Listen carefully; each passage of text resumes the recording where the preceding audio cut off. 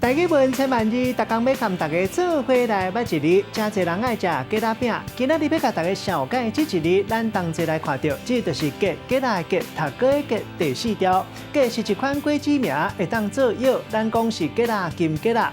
另外，金鸡仔用的汁就是鸡仔汁，啊若加工做的是鸡仔饼。结晶的筋会当做汉药，用来治疗哮喘，也有化痰的效果。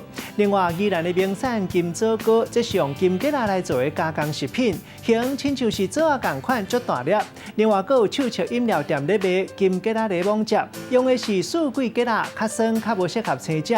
一般拢是排水，或者是用来掺做饮料。可能是为东南亚来的，目前伫咧咱高雄甲屏东拢有咧种。带大家做伙来小解这两个词。头一个就是金桔仔，也就是桔仔，瓜果类，籽是圆的，皮苦苦，肉酸酸。一般拢会加工做咸酸甜、果子酱，或者是做茶啉。第二个词读做桔仔饼，这是甲桔仔掺糖，也有麦芽，提去生做传统食品。汉医认为讲会当治嗽，含姜、两同齐煮，有改善冷底、预防感冒的效果。咱用一句话来举例，甲这两个词甲做伙。